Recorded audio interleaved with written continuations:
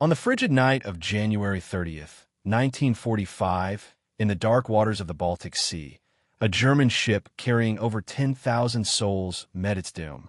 3 Soviet torpedoes ripped through its hull, sending it to the bottom in less than an hour. More than 9,000 people perished, 6 times the death toll of the Titanic. Yet remarkably, most people have never heard of the Wilhelm Gustloff. This is the complete story of history's deadliest maritime disaster, a tragedy born from the chaos of World War II's final, desperate months. The Wilhelm Gustloff was not always a ship of death. She began her existence as a symbol of Nazi propaganda, a floating testament to Hitler's promise of prosperity for the German working class.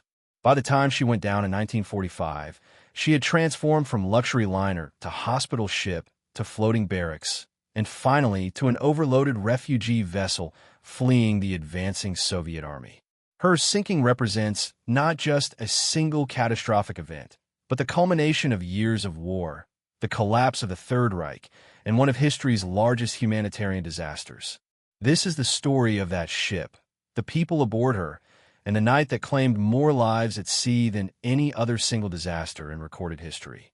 To understand the Wilhelm Gustloff, we must first understand the world that created her. In 1933, when Adolf Hitler came to power in Germany, he moved quickly to consolidate control over every aspect of German society. One of his key strategies involved winning the loyalty of the German working class through a massive state-sponsored leisure program called Kraft durch Freude, Strength Through Joy. The program, a subsidiary of the German Labor Front, promised workers something unprecedented: affordable vacations, cultural activities, sports programs, and most remarkably, ocean cruises that had previously been the exclusive domain of the wealthy. This was propaganda at its most sophisticated. The Nazi regime wasn't just telling workers their lives would improve, they were showing them, giving them tangible experiences that seemed to validate the promise of National Socialism. At the heart of this ambitious program would be a fleet of purpose-built cruise ships, and the Wilhelm Gustloff would be the flagship. Construction of the ship began at the Blohm and Voss shipyard in Hamburg, one of Germany's premier shipbuilding facilities. The vessel was initially slated to be named Adolf Hitler, but fate intervened in the form of an assassination. On February 4th, 1936, a 25-year-old Jewish medical student named David Frankfurter shot and killed Wilhelm Gustloff, the leader of the Nazi Party's Swiss branch, in Davos, Switzerland. Wilhelm Gustloff had been an ardent supporter of Hitler since the earliest days of the Nazi movement, organizing German expatriates in Switzerland into a formidable Nazi organization. His assassination made him a martyr in Nazi eyes, and Hitler himself decided to honor the fallen party member by naming the new flagship after him. Hitler attended Gustloff's memorial service, sitting beside the widow, and announced the name change personally. The ship that would bear Wilhelm Gustloff's name was an impressive vessel by any standard. She measured 684 feet in length, with a beam of 77.5 feet. Displacing over 25,000 tons, she was designed to accommodate approximately 1,900 passengers and 400 crew members. The ship boasted all the modern amenities expected of a luxury liner: spacious dining rooms, lounges, a theater, swimming pool, and sports facilities. But there was a crucial difference between the Wilhelm Gustloff and traditional cruise ships. In keeping with Nazi ideology, the ship was designed without the traditional class divisions that characterized other ocean liners. Almost all cabins were sized and apportioned similarly, creating what the Nazis called a ship without social classes. Only one cabin was larger than the rest, reserved, of course, for Adolf Hitler himself, though the Führer never actually used it.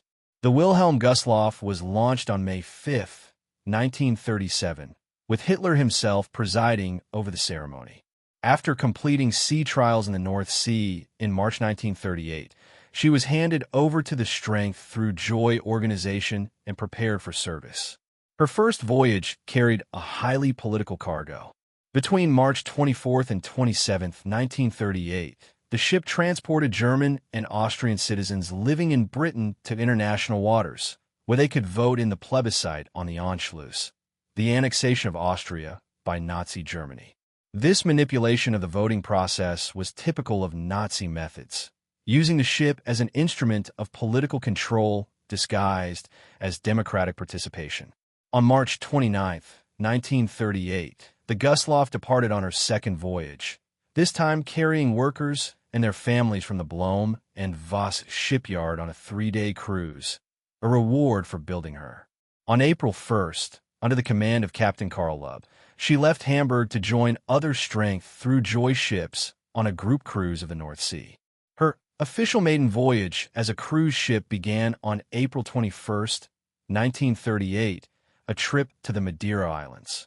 During this voyage, tragedy struck when Captain Lubb suddenly died of a heart attack. He was replaced by Friedrich Petersen, who would, in a twist of fate, also be commanding the ship on her final, fatal voyage 7 years later. Over the next year and a half, the Wilhelm Gustloff fulfilled her designed purpose admirably, transporting more than 80,000 German workers on subsidized cruises throughout Europe. She visited the Mediterranean, the Norwegian fjords, and various Atlantic ports. The ship became a powerful propaganda tool, appearing in newsreels and photographs as evidence of the Nazi regime's commitment to German workers. It didn't matter that passengers couldn't simply book a voyage. The Nazi Party selected who would sail, rewarding the politically reliable and productive workers. But this golden age of the Wilhelm Gustloff would be tragically short. On September 1st, 1939, Hitler's invasion of Poland plunged Europe into World War II, and everything changed. When war broke out, the Kriegsmarine, the German Navy, immediately requisitioned the Wilhelm Gustloff and her sister ships. The transition was swift and dramatic. The luxury liner that had symbolized Nazi prosperity was hastily converted for military purposes. Initially, the Gustloff served as a hospital ship, painted white with prominent red crosses marking her as a protected vessel under international law. In this capacity, she participated in bringing wounded German soldiers home from the Norwegian campaign following the invasion of Norway in April 1940.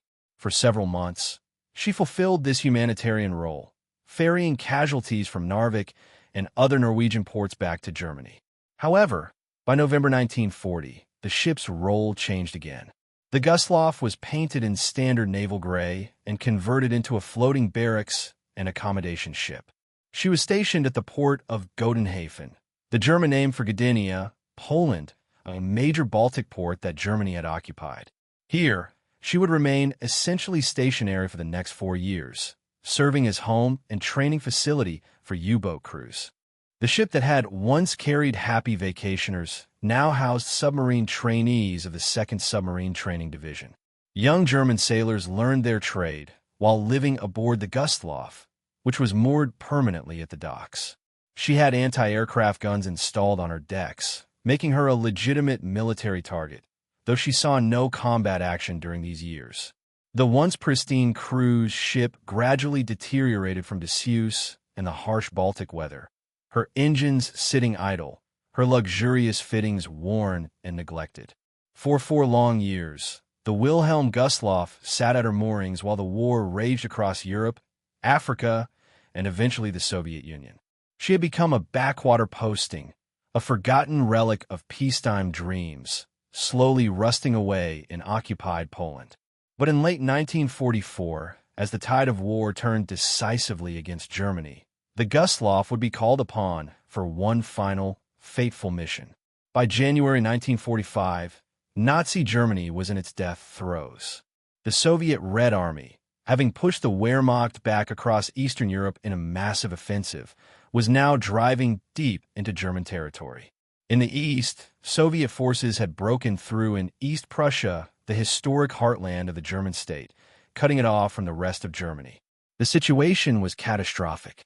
Millions of German civilians living in East Prussia, Pomerania, and the occupied Baltic states faced the advancing Red Army with terror.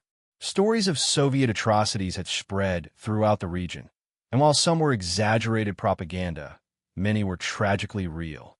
Soviet soldiers, having witnessed the devastation the Wehrmacht had inflicted on their homeland, and having seen the horrors of Nazi occupation, showed little mercy. Rape, murder, and looting were widespread as Soviet forces swept westward. Facing this onslaught, German civilians fled in panic. In the brutal winter of 1944-45, with temperatures well below freezing, columns of refugees streamed westward. Women, children, and elderly people trudged through snow and ice, many on foot, pulling carts with their possessions, desperately trying to reach the Baltic coast in the hope of evacuation by sea. It is estimated that nearly 500,000 German civilians died during this flight, succumbing to cold, starvation, Soviet attacks, or simply collapsing from exhaustion. The Wehrmacht was powerless to stop the Soviet advance. German forces were outnumbered, outgunned, and rapidly running out of supplies. The only hope for the millions of civilians and military personnel trapped in the Baltic ports was evacuation by sea. In response to this crisis, the German Navy launched Operation Hannibal on January 23, 1945. Named after the Carthaginian general who had famously crossed the Alps, this would become the largest maritime evacuation in history, far exceeding the famous Dunkirk evacuation of 1940. Admiral Karl Donitz, commander of the Kriegsmarine, understood the urgency. Every available vessel was pressed into service. Cargo ships, passenger liners, fishing boats, naval vessels, anything that could float and carry people. The goal was to evacuate as many people as possible from the doomed Baltic ports before the Soviets overran them. The operation faced enormous challenges from the start.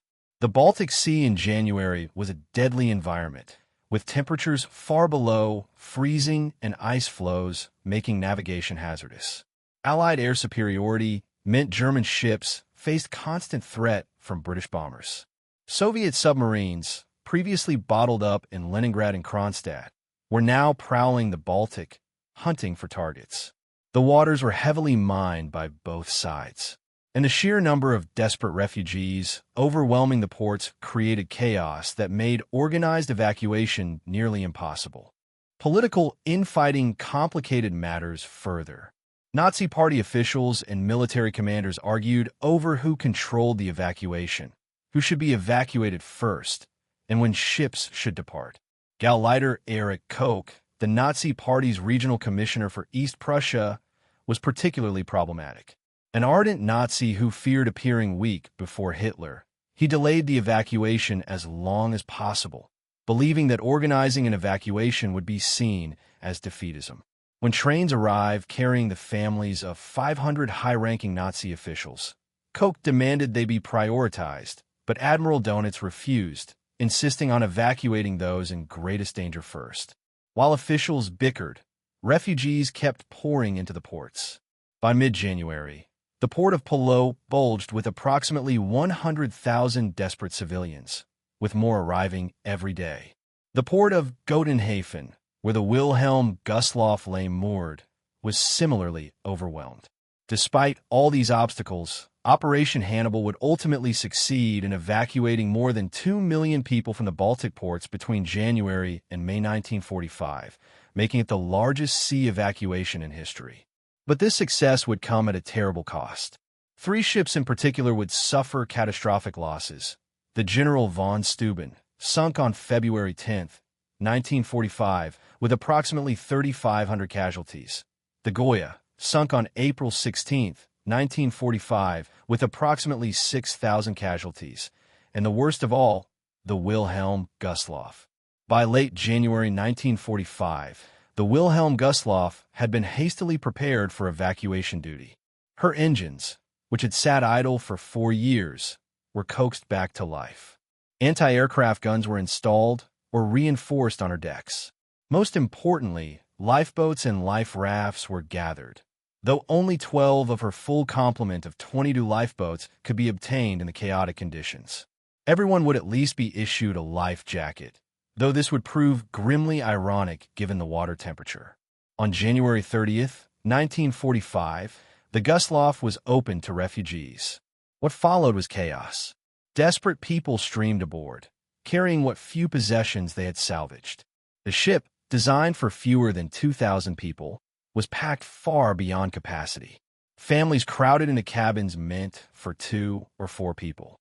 Corridors filled with people sitting on their luggage. The drained swimming pool became a makeshift dormitory. Every available space was crammed with humanity. The exact number of people aboard the Wilhelm Gustloff that day remains uncertain and controversial. Official ships lists recorded approximately 4,700 people, 918 naval officers and sailors, primarily from the 2nd Submarine Training Division, 373 female naval auxiliaries, 162 seriously wounded soldiers, approximately 3,000 refugees officially registered. However, these official numbers tell only part of the story. In the chaos of embarkation, with panic-stricken refugees desperate to board any ship leaving port, many more people came aboard unofficially. The ship's printer produced approximately 10,000 meal tickets. Navy nurse Waldemar Terrace reported that by 5 p.m. on January 29th, some 800 meal tickets had been distributed, with 2,000 more distributed afterward without keeping count. Conservative modern estimates place the number aboard at approximately 10,000 people. Some estimates run as high as 10,600. The vast majority were civilians, women, children, and elderly people fleeing the Soviet advance. There were pregnant women, infants, and small children. There were Nazi Party officials and their families. There were organization tote members and some Gestapo personnel. And there were the submarine trainees and crew who had been living aboard the ship.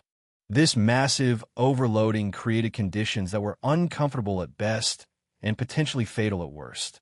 The ship was packed so tightly that people could barely move. The temperature and humidity inside the ship, with so many bodies in enclosed spaces during a Baltic winter, caused many passengers to remove their life jackets despite orders to keep them on, a decision that would prove fatal. The Wilhelm Gustloff was originally supposed to depart as part of a convoy, but mechanical problems forced 2 other ships to turn back. On the afternoon of January 30th, 1945, shortly after noon, the Gustloff finally departed Gotenhafen, accompanied only by the torpedo boat, Low, and scheduled to meet the liner Hansa along the route.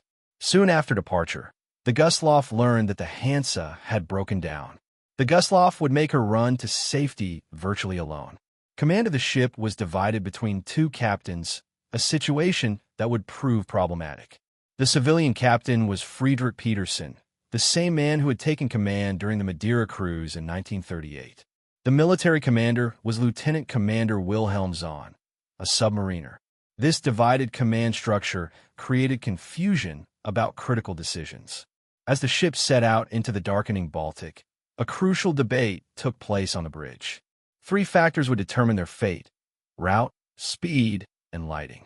Captain Zahn, drawing on his submarine experience, argued strongly for taking a course in deep water, traveling at maximum speed, preferably 15 knots or 17 miles per hour, and zigzagging to make the ship a more difficult target for submarines.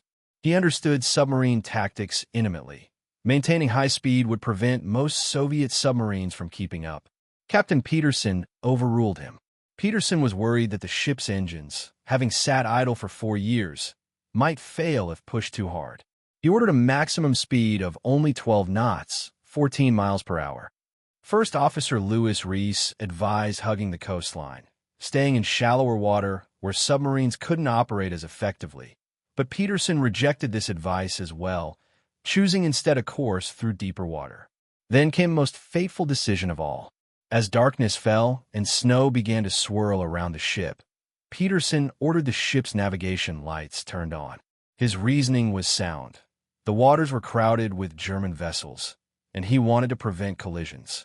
The lights would also help ensure that German ships would recognize the Gustloff and not fire upon her. But those same lights would also make the ship visible to enemy submarines. The Wilhelm Gustloff, overloaded with more than 10,000 people, steamed slowly into the night with her lights burning, following a predictable course through deep water. She was, in the words of one historian, a sitting duck. As the Gustloff made her way through the Baltic, conditions aboard deteriorated. The The ship was so crowded that movement through corridors was nearly impossible. Families huddled together, trying to stay warm and calm their frightened children. The wounded soldiers in the ship's makeshift hospital areas endured their injuries in overcrowded conditions. The submarine trainees, who had lived aboard the ship for months, tried to maintain some semblance of order, but the sheer press of humanity made organization nearly impossible. The atmosphere was one of fear mixed with hope. People knew they were in danger. The Baltic was known to be prowled by Soviet submarines, and everyone had heard stories of ships being sunk. But after the nightmare of fleeing the Soviet advance, after the desperate journey to reach the port, after witnessing the horrors of the Eastern Front collapse, they allowed themselves to hope that this ship would carry them to safety. Germany was losing the war, but surely they could survive long enough to see the end. In the dining areas, crew tried to serve meals to the masses, an almost impossible task given the numbers. The naval auxiliaries did their best to help families with small children. Officers moved through the crowds, trying to maintain calm and order. The wounded soldiers lay in their berths, grateful to be leaving the battlefield, hoping their injuries would heal in the safety of Western Germany. Outside, night fell over the Baltic. The temperature dropped further. Snow flurries danced across the dark water. Ice floes drifted in the sea, and beneath the waves, a Soviet submarine tracked the brightly lit ship moving slowly across her path. The Soviet submarine S-13 was a Stalinets-class boat, measuring 78 meters in length with an underwater displacement of 1,050 tons. She had been commissioned on July 31, 1941, and had already sunk several enemy vessels under previous commanders. The S-13 was one of 13 Type S submarines built, and remarkably, she would be the only one to survive the war. Her commander was Captain Third Rank Alexander Ivanovich Marinesko, a complex and controversial figure who would become one of the most successful Soviet submarine commanders in terms of tonnage sunk, yet also one of the most troubled. Marinesko was born in Odessa in 1913, the son of a Romanian sailor who had fled to Russia after assaulting an officer. Alexander trained in the Soviet Merchant Navy and the Black Sea Fleet before being transferred to the Baltic Fleet. He was a skilled submariner with several successful missions to his credit, including landing commandos on enemy coasts and sinking merchant vessels. But Marinesko had a serious problem with alcohol. His drinking had repeatedly gotten him into trouble, and by early January 1945, he was facing a possible court-martial. On January 2nd, 1945, when the S-13 was supposed to depart on patrol as part of the Soviet offensive, Marinesko was missing. He had gone on shore leave in the Finnish port of Turku, then under Soviet occupation, and had failed to return to his boat. While military police searched for him, he remained absent for several days, reportedly spending New Year's night with a Swedish woman who owned a restaurant. When Marinesko finally returned on January 3rd, he claimed he could barely remember his activities. The NKVD, Soviet secret police, suspected him of desertion, possibly even treason given his fraternization with a foreigner. This was potentially a death sentence in Stalin's Soviet Union. However, Admiral Vladimir Filipovich Tribets, commander of the Baltic Fleet, recognized that Marinesko was one of his best submarine commanders and that the S-13 was one of the fleet's most capable boats. With Stalin pushing for aggressive submarine warfare in the Baltic, Tribets couldn't afford to lose the S-13 to a prolonged court-martial. Tribets made a fateful decision. He would send Marinesko on a combat patrol, essentially giving him a chance to redeem himself through successful action. If the mission went well, the disciplinary issues might be overlooked. If it went poorly, Marinesko would face the full consequences of his actions. The S-13 would sail as what was essentially a penalty submarine, with Marinesko desperate to prove himself and save his career, possibly his life. On January 11th, 1945, the S-13 left the Soviet naval base at Hanko, Finland, and took up position near Kolberg on January 13th. Over the following days, the submarine was attacked several times by German torpedo boats, but escaped undamaged. Marinesco prowled the shipping lanes, searching for targets, knowing that his future depended on finding and sinking enemy vessels. On the evening of January 30th, 1945, at approximately 7:10 p.m., the lookout aboard the S-13 spotted lights on the horizon. Marinesco raised his periscope and studied the vessel. It was a large ship, brightly lit, moving at moderate speed through the Baltic. The ship was not marked as a hospital vessel, and the presence of anti-aircraft guns was visible on her decks. Marinesco made his decision instantly. This was a legitimate military target, and a valuable one. Sinking such a large vessel would be exactly the kind of success he needed to redeem himself. He ordered the S-13 to pursue. What followed was a textbook submarine attack that violated nearly every rule of submarine warfare doctrine. Rather than attacking from a submerged position, Marinesco decided to conduct a surface attack. This was dangerous. The submarine would be more visible to the enemy, but it had crucial advantages. Running on diesel engines, the submarine would be faster and more maneuverable. The torpedoes could be launched with greater accuracy. And in the darkness, with snow flurries reducing visibility, Marinesco gambled that the S-13 would remain undetected. For 2 hours, the S-13 stalked the Wilhelm Gustloff, Marinesco carefully maneuvering his submarine into the perfect attack position. He brought his boat around until it was between the Gustloff and the shoreline, a position that violated Soviet submarine doctrine completely. If something went wrong, if the Gustloff's escorts detected the S-13, escape would be nearly impossible. But this position gave Marinesco the best possible firing angle, silhouetting the target against the lighter background of the distant shore. At approximately 9:08 p.m. on January 30th, 1945, Marinesco gave the order to fire. For torpedoes launched from the S-13's tubes, streaking through the dark water toward the Wilhelm Gustloff. One torpedo became lodged in its launch tube, but the other 3 ran true. The first torpedo struck the Gustloff's bow, hitting below the waterline near the forward compartment. The explosion was devastating, killing nearly all of the women naval auxiliaries who were quartered there. The second torpedo hit amidships, striking the drained swimming pool area where many refugees had taken shelter. Everyone in that area was killed instantly by the blast or drowned as water flooded in. The third torpedo hit the engine room, killing the engineering crew and destroying the ship's power systems. The Wilhelm Gustloff shuddered from the impacts. Lights went out. Emergency lighting flickered on in some areas, while others were plunged into complete darkness. The ship immediately began listing heavily to port, tilting at such an angle that movement became nearly impossible. Chaos erupted instantly.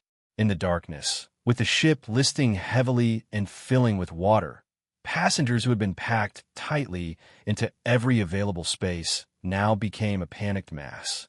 People rushed toward the stairways leading to the upper decks, creating crushing bottlenecks. In the narrow corridors and stairwells, people were trampled in the darkness. Parents desperately tried to hold on to their children. The wounded soldiers, many unable to walk, had no chance of escape from their compartments. One of the torpedoes had struck the crew quarters, killing many of the sailors who were most trained and experienced in emergency procedures and evacuating a ship. This crew loss severely hampered evacuation efforts. Those crew members who survived tried to organize evacuation, but the scale of the disaster overwhelmed them. Captain Peterson gave the order to abandon ship, but executing that order proved nearly impossible. Many of the lifeboats were frozen to the deck, made immobile by the harsh Baltic winter. The severe list to port meant that boats on the starboard side couldn't be launched. They hung uselessly in their davits, unable to reach the water. Those boats on the port side that could be lowered faced different problems. The ship was listing so badly that the boats crashed against the hull or were smashed as they were lowered. The water temperature that night was between -18 and -10 degrees Celsius, 0 to 14 degrees Fahrenheit. Ice floes dotted the surface. Anyone entering that water had minutes, perhaps only seconds, before hypothermia set in. The life jackets that passengers wore would keep them afloat, but in those temperatures that only prolonged the agony. Some passengers jumped from the decks into the freezing water, preferring to take their chances in the sea rather than remain on the sinking ship. Others clung to the rails, unable to make themselves jump, paralyzed by fear and cold. Families were separated in the chaos. Children were torn from parents' arms. People who had survived the collapse of the Eastern Front, who had endured the nightmare journey to the port, who had believed they were finally safe, now faced death in the dark, freezing waters of the Baltic. The ship sank with horrifying speed. Less than 1 hour after the first torpedo struck, the Wilhelm Gustloff slipped beneath the waves. The massive vessel, which had once represented Nazi dreams of prosperity, which had carried happy vacationers on Mediterranean cruises, which had served as hospital ship and naval barracks, disappeared into the depths of the Baltic Sea, taking more than 9,000 souls with her. The torpedo boat Lowe, which had been escorting the Gustloff, arrived at the scene quickly but could do little. The sea was filled with debris, bodies, and a few survivors clinging to wreckage or lifeboats. The crew of the Lowe worked frantically to pull people from the water, but in those temperatures, many died even as rescuers reached for them. The German torpedo boat T-36 also arrived and began rescue operations. The crew of the T-36 performed heroically, pulling survivors aboard even as their own ship became dangerously overloaded. At one point, the S-13 fired a torpedo at the T-36, but the quick-thinking captain managed to dodge it. If that torpedo had struck, it would have killed all the survivors the T-36 had already rescued, creating an even greater disaster. Other vessels in the area responded to distress calls. Throughout the night, 9 German ships participated in rescue operations, searching the debris field and pulling the living from among the dead. But the combination of darkness, cold, and the sheer scale of the disaster made rescue efforts desperately inadequate. Many survivors later reported the horror of floating in the freezing water, watching people around them die from hypothermia even as they clung to wreckage or flotation devices. The life jackets kept people afloat, but couldn't keep them warm. Parents held their frozen children long after the children had died. People simply stopped moving, stopped struggling, as the cold claimed them. For those in the water, death came with merciful speed. But for those watching from rescue vessels, unable to save everyone, the scene was nightmarish. By dawn on January 31st, rescue operations concluded. Of the approximately 10,000 people who had been aboard the Wilhelm Gustloff, only 1,239 could be registered as survivors. The death toll exceeded 90%. In the immediate aftermath of the sinking, Nazi officials tried to suppress news of the disaster. With Germany in full collapse, civilian morale already at rock bottom, and millions of refugees still attempting to flee the Soviet advance, publicizing the loss of 9,000 people would have been devastating. Some information did leak out through survivors' accounts, but the full scale of the catastrophe was hidden. Captain Alexander Marinesco and the crew of the S-13 returned to base expecting to be hailed as heroes. Marinesco had sunk the largest ship destroyed by the Soviet Navy during the entire war. But his reception was complicated. Soviet authorities were suspicious of his claims about the scale of the destruction. There was also the matter of his previous disciplinary problems and the cloud of suspicion hanging over him regarding his unauthorized absence. Rather than receiving the Hero of the Soviet Union decoration, which his achievement might have warranted, Marinesco was instead awarded the Order of the Red Banner, a lesser honor. When staff officers came to his submarine to present the decoration, Marinesco, feeling insulted, ordered the S-13 to submerge with the officers still aboard. This act of defiance sealed his fate. 10 days after sinking the Wilhelm Gustloff on February 10, 1945, the S-13 attacked and sank another German ship, the General von Steuben, killing approximately 3,600 people, most of them wounded soldiers and refugees. This second massive sinking established Marinesco as the Soviet submarine commander with the highest tonnage sunk, approximately 42,000 gross register tons, but it couldn't save his career. On his next patrol in April 1945, Marinesco failed to attack any targets despite being in an area with significant enemy shipping. His superiors concluded that his hesitation to engage reflected poor judgment. In September 1945, he was demoted to the rank of lieutenant for repeated violations of military discipline. In October 1945, he was dishonorably discharged from the Soviet Navy. Marinesco's life after the Navy was difficult. He worked various jobs, including sailing on merchant ships and working at a blood transfusion institute. In 1949, he was accused of theft and sentenced to 3 years in a labor camp in the Kolyma Gulag, where his health was destroyed. After his release, he lived in obscurity, his wartime achievements forgotten or ignored. In 1960, after petitions from admirals and generals who remembered his service, Marinesco was restored to the rank of Captain Third Class and granted a pension. In 1963, he was finally given the traditional ceremony due a captain upon successful return from a mission, the ceremony he had never received in 1945. 3 weeks later, on November 25, 1963, Alexander Marinesco died of cancer at age 50. He was 50 years old. It wasn't until 1990, after the fall of communism, that President Mikhail Gorbachev posthumously awarded Marinesco the title of Hero of the Soviet Union. Today, the Museum of Russian Submarine Forces in St. Petersburg is named after him, and monuments have been erected in his honor in Kaliningrad, Kronstadt, and other cities. His attack on the Wilhelm Gustloff is still taught as an example of perfect submarine warfare tactics. For decades after the war, the sinking of the Wilhelm Gustloff remained largely unknown outside Germany. Several factors contributed to this historical amnesia. The Nazi regime suppressed information about the disaster, and in the chaos of Germany's collapse in early 1945, there was no organized effort to document or commemorate the tragedy. After the war, both German states, East and West Germany, had reasons to avoid dwelling on the disaster. For West Germany, it was part of the painful story of German suffering at the war's end, suffering that seemed small compared to the Holocaust and other Nazi crimes. For East Germany, under Soviet influence, acknowledging the scale of a Soviet military success that had killed so many civilians was politically complicated. The ships sunk by the Allies during the war received far more attention. The Lusitania, sunk in 1915, became a cause célèbre. The Titanic, though lost in peacetime, remained famous through books and later films. But the Wilhelm Gustloff, with a death toll exceeding both ships combined multiplied several times over, faded from public memory. It wasn't until the 1980s and 1990s that historians began to fully research and document the disaster.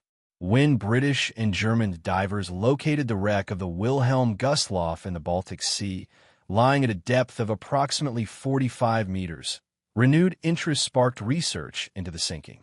In 2002, German Nobel Prize-winning author Gunnar Grass published I'm Krebsgang Crabwalk, a novella that combined historical and fictional elements about the disaster, bringing it to wider public attention.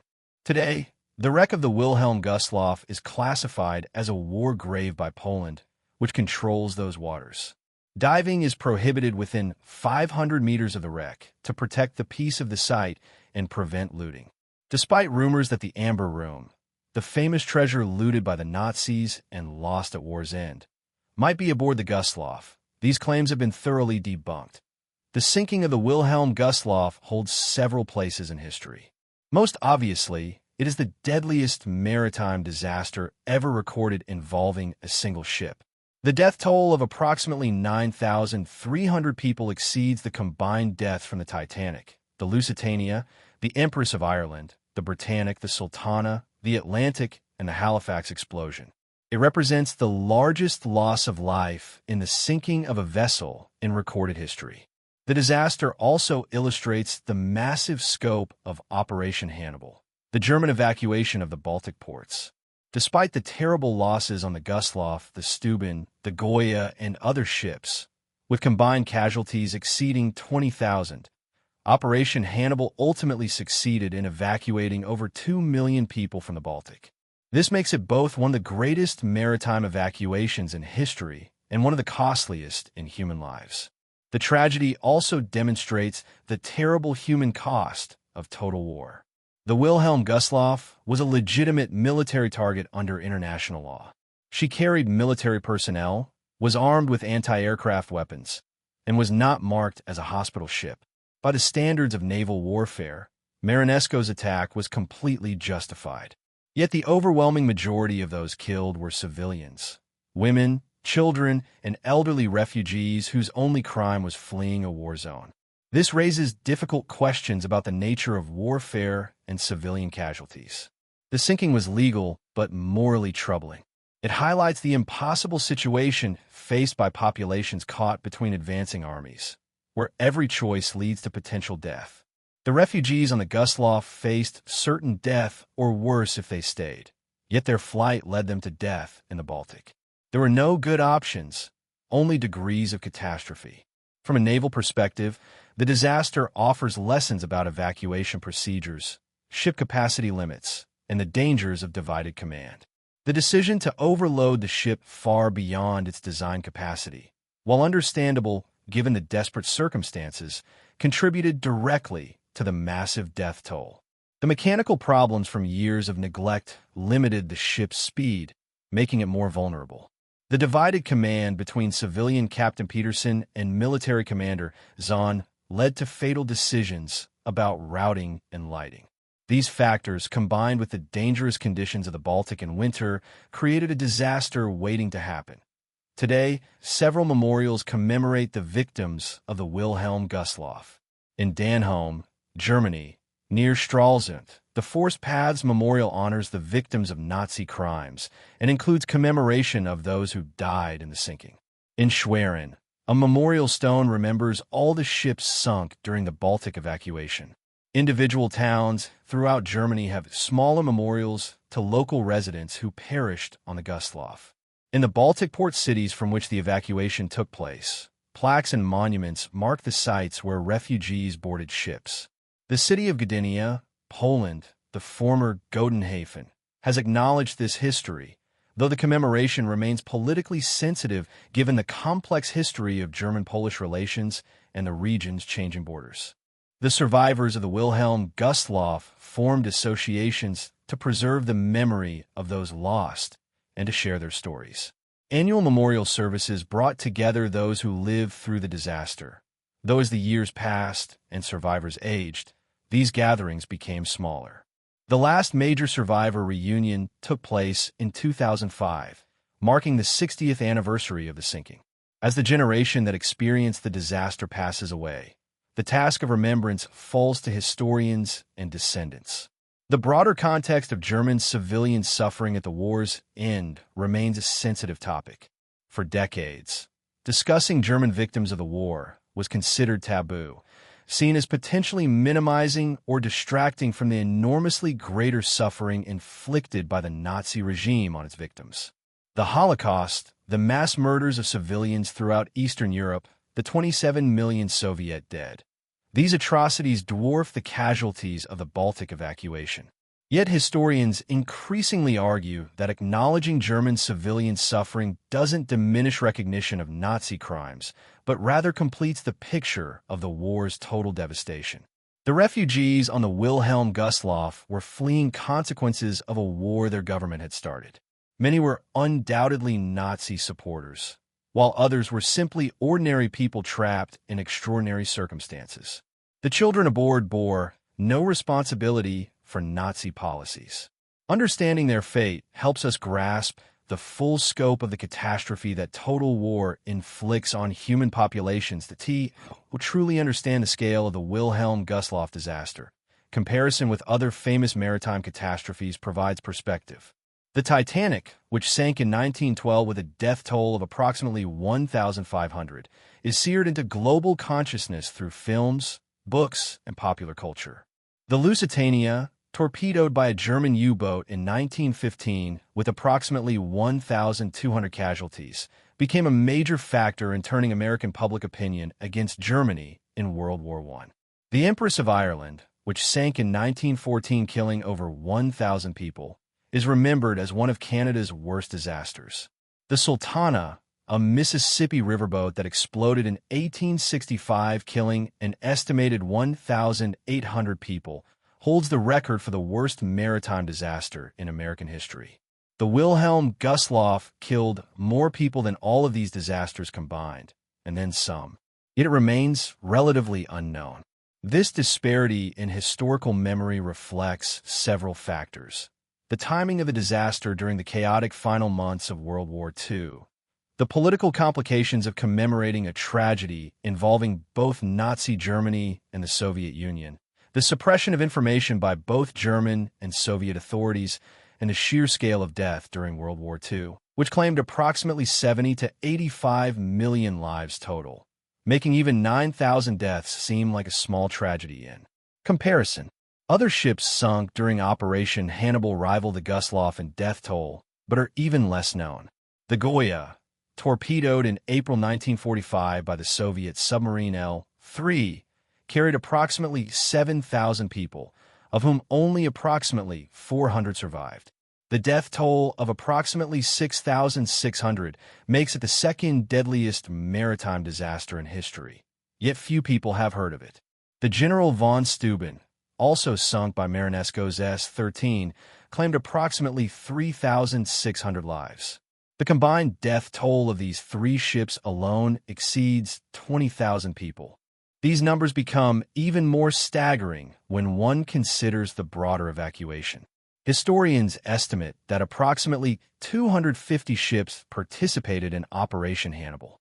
Dozens were sunk by Soviet submarines, naval mines, or air attacks. Thousands more people died from exposure, disease, or drowning when smaller vessels capsized in the winter storms. The total death toll of the Baltic evacuation may exceed 30,000 people, making it one of the largest humanitarian disasters in maritime history. Yet Operation Hannibal also saved over 2 million lives, making it simultaneously one of history's greatest rescue operations and one of its bloodiest tragedies. This paradox, massive casualties occurring within a largely successful evacuation, illustrates the complexity of the final months of World War II in Europe. The wreck of the Wilhelm Gustloff lies approximately 45 meters beneath the Baltic Sea, about 30 kilometers off the coast of Poland, near the Slups Bank. Polish authorities classified the site as a war grave in 2006, prohibiting diving within 500 meters of the wreck.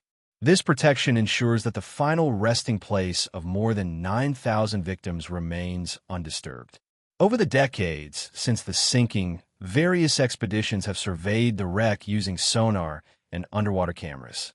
The ship rests upright on the seabed, her hull slowly deteriorating in the cold Baltic waters. The combination of low oxygen levels and cold temperature has slowed the wreck's decay, but metal fatigue and corrosion continue their inexorable work. Experts estimate that the wreck may collapse entirely within the next 50 to 100 years. No large-scale salvage operation has been attempted, nor is one likely. The depth, the technical challenges, and above all the respect due to a mass grave make any such operation inappropriate. The numerous rumors that the Amber Room, looted by the Nazis from the Catherine Palace near Leningrad and lost at war's end, might be aboard the Gustloff have been thoroughly investigated and dismissed. The timing of the ship's final voyage and the documented movement of the Amber Room make such claims impossible. The wreck serves as a memorial more powerful than any monument of stone or bronze. 9,300 people, the vast majority innocent of any crime beyond being in the wrong place at the wrong time, rest in the darkness of the Baltic. Their fate reminds us of war's terrible cost to civilian populations and the tragedy that occurs when political decisions lead nations into conflicts whose consequences spiral beyond all control. The story of the Wilhelm Gustloff offers multiple lessons for our understanding of history and warfare. First, it demonstrates the absolute importance of protecting civilian populations during military conflicts. The refugees aboard the Gustloff were fleeing a war zone, seeking safety from an advancing army. Their deaths, while legally justified under the laws of naval warfare, represent a humanitarian catastrophe that modern international law attempts to prevent through clearer distinctions between military and civilian targets, though such distinctions remain difficult in practice. Second, the disaster illustrates the dangers of authoritarianism and the consequences of aggressive war. The refugees on the Wilhelm Gustloff were fleeing the results of policies set in motion years earlier by the Nazi regime. Hitler's decision to invade Poland in 1939 set off a chain of events that led inexorably to the collapse of the Eastern Front and the desperate evacuation of 1945. The suffering of German civilians in the war's final months was, in a very real sense, a consequence of their government's decisions, though the individual refugees bore little personal responsibility for those decisions. Third, the tragedy demonstrates the fog of war and the difficulty of making good decisions under extreme pressure. Captain Peterson's choices regarding route, speed, and lighting can be criticized in hindsight, but he was making decisions under terrible stress with incomplete information. The divided command structure hampered good decision-making.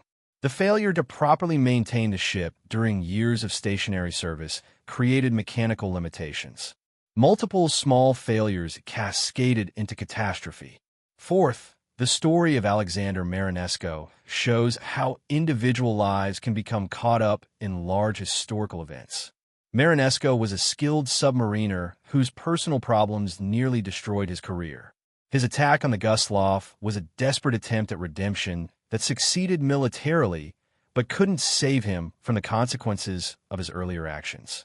His later persecution and eventual posthumous rehabilitation reflect the complexities of Soviet society and the changing interpretation of history across generations. Finally, the relative obscurity of the disaster compared to the Titanic or Lusitania reminds us that historical memory is selective and often reflects political considerations as much as the actual magnitude of events. The Gustloff disaster deserves to be as well known as other maritime catastrophes, not to minimize German responsibility for World War II, but to complete our understanding of the war's total human cost. On January 30th, 1945, in the freezing darkness of the Baltic Sea, more than 9,000 people perished when 3 Soviet torpedoes sent the Wilhelm Gustloff to the bottom. It was history's deadliest maritime disaster. It remains largely forgotten, overshadowed by other tragedies and by the massive scale of death during World War II. The ship's story mirrors in microcosms the trajectory of Nazi Germany itself. Born as a propaganda tool, promising prosperity and leisure to German workers, the Wilhelm Gustloff represented the false promise of National Socialism. Converted to military use when war came, she served the war machine for years before being called upon for one final mission. Overloaded with desperate refugees fleeing the consequences of policies their government had implemented, the ship became a tomb for thousands who had believed they were finally safe. The victims of the Wilhelm Gustloff were real people with names, families, hopes, and dreams. There was Rosa Rezes, who was pregnant with her first child and whose husband stood on the dock watching the ship depart, planning to follow on the next vessel. There was 8-year-old Inga Bendrich, traveling with her mother. There were teenage submarine trainees who had never seen combat. There were elderly people who remembered Germany before the Nazis, middle-aged parents trying to protect their children, babies who would never grow up to see peace. Most died within an hour of the torpedo strikes, succumbing to drowning, hypothermia, or trauma. A fortunate few, just over 1,200 people, survived to tell the story. They bore witness to one of the war's greatest tragedies, and through their testimonies, we can understand what happened in those terrible hours. Today, as the generation that experienced World War II passes away, the task of remembering falls to us. The Wilhelm Gustloff deserves to be remembered, not to create sympathy for Nazi Germany or to minimize German crimes during the war, but because those 9,300 people who died deserve to be mourned as human beings. They were victims of a total war that consumed Europe, victims of decisions made by leaders they may or may not have supported, victims of circumstance and bad luck, and the terrible logic of military conflict. Their story reminds us that war's costs extend far beyond the battlefield, that civilian populations pay terrible prices for military conflicts, and that humanitarian considerations must remain paramount even in the midst of fighting. The Wilhelm Gustloff lies at the bottom of the Baltic as a memorial to these truths, a warning from history about the consequences of total war, and a reminder that behind every statistic of war's dead are real people whose lives had value and meaning. We remember them. We remember the Wilhelm Gustloff. And we remember that such tragedies must never be forgotten, lest we fail to learn their lessons and repeat their terrible mistakes.